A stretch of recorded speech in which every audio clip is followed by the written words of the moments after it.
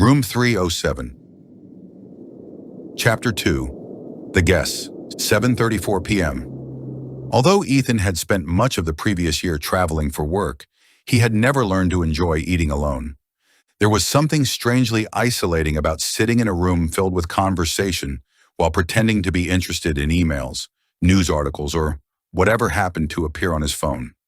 Normally, he buried himself in work until the meal arrived, but with neither mobile signal nor reliable Wi-Fi, he found himself doing something he rarely allowed himself to do. He watched people. The dining room had settled into an easy rhythm. Glasses clinked together in quiet celebration. Waiters drifted effortlessly between tables, carrying silver trays, and the steady murmur of conversation blended almost seamlessly with the piano music drifting in from the adjoining lounge. It was the sort of atmosphere expensive hotels spent fortunes attempting to create, yet Alder House wore it naturally, as though nothing about the evening had been arranged for the benefit of its guests. The waitress returned carrying his meal. "Pan-fried chicken with rosemary potatoes," she said, placing the plate carefully in front of him. "Can I bring you anything else?" "I think I'm all set, thank you." She smiled warmly before disappearing towards another table. Ethan had barely picked up his knife and fork when someone stopped beside him. "Mind if I borrow this chair for a minute?" He looked up. The broad-shouldered man he'd noticed earlier stood holding a pint in one hand. "I'm Liam." "Ethan." Liam nodded towards the empty chair opposite. "I've been listening to my mates argue over whether tomorrow's hiking route is 12 miles or 14. They've somehow turned Google Maps into a personal insult." Ethan laughed. "So you've escaped?" "For 5 glorious minutes." He sat down without waiting for an invitation.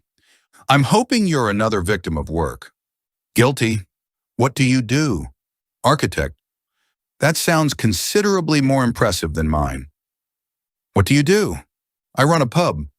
"I imagine you've met more interesting people than I have." Liam grinned.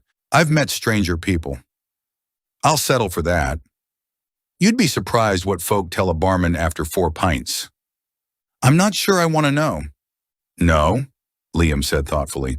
"Neither do I." The two men laughed.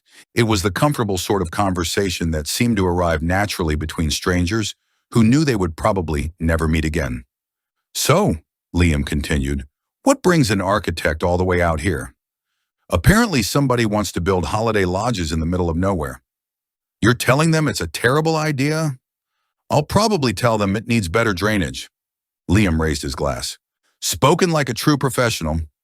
A voice interrupted them. I couldn't help overhearing. Both men looked up.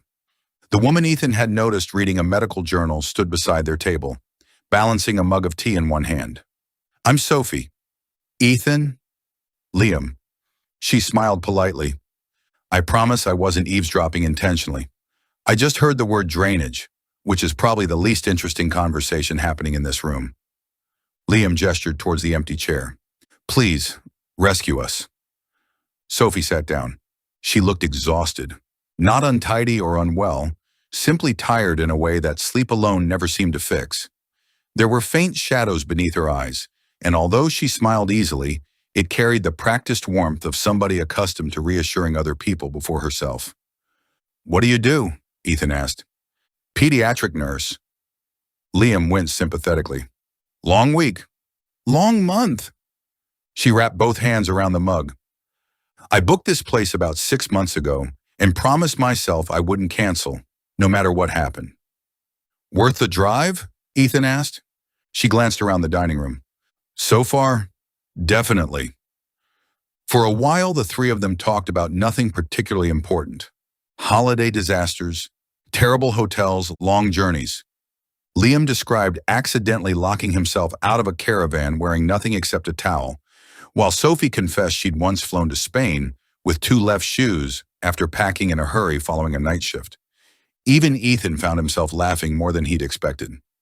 Across the room, Margaret looked over from her table and smiled quietly to herself before returning to her book. The atmosphere was exactly what a country hotel ought to feel like. Comfortable, relaxed, safe. Which was perhaps why Ethan noticed the silence first.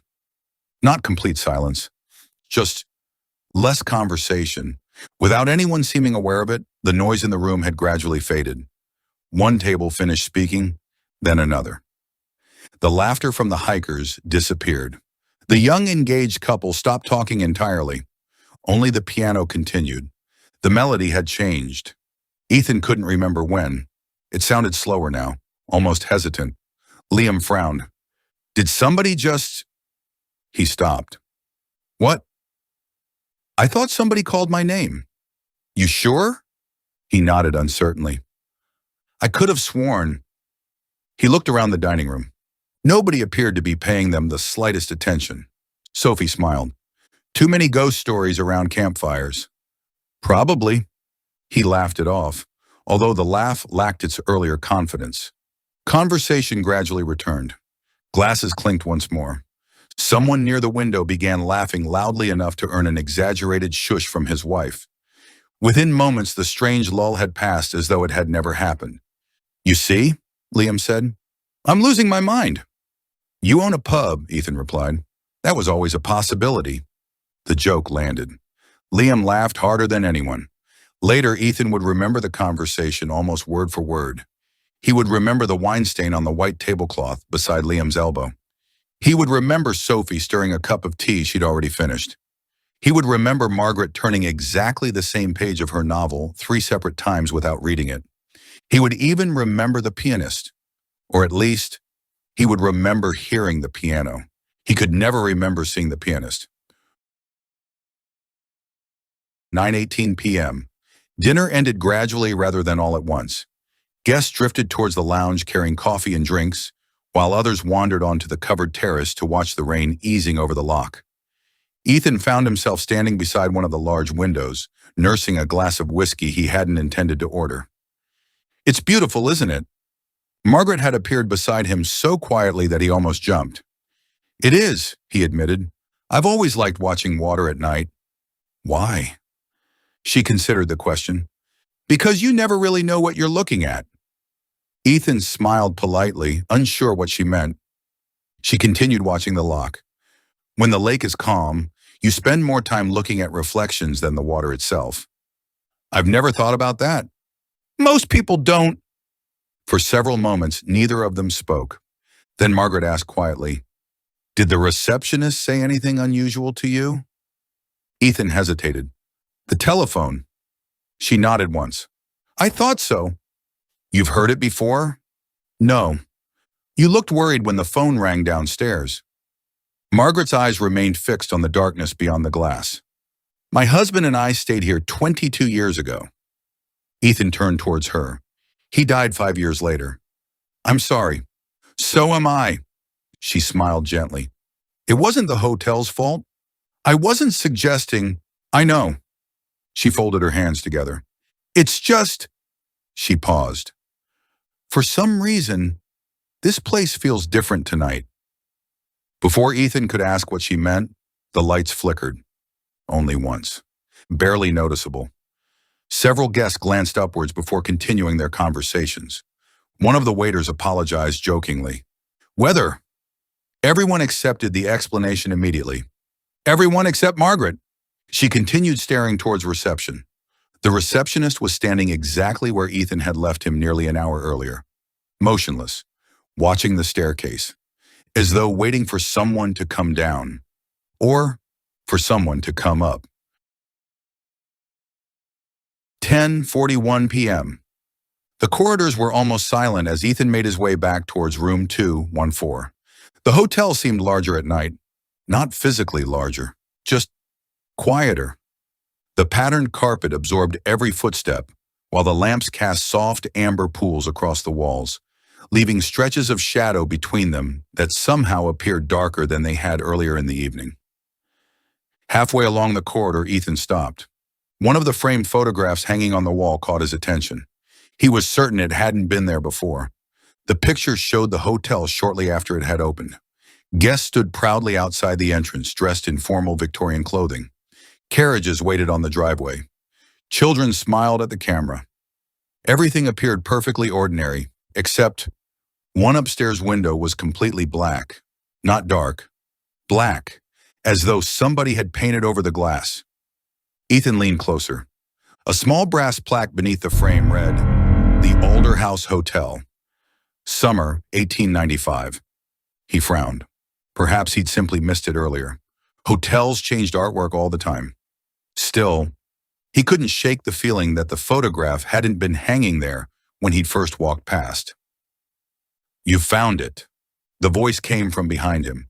Ethan turned sharply. The receptionist stood several feet away. He had approached so quietly that Ethan hadn't heard a single footstep. "The photograph," the receptionist said pleasantly. "It interests many of our guests."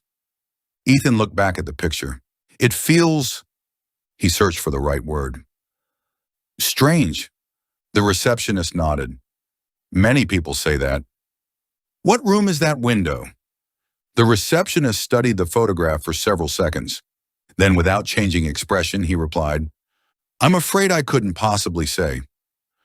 Before Ethan had time to ask another question, the receptionist inclined his head politely and continued walking down the corridor.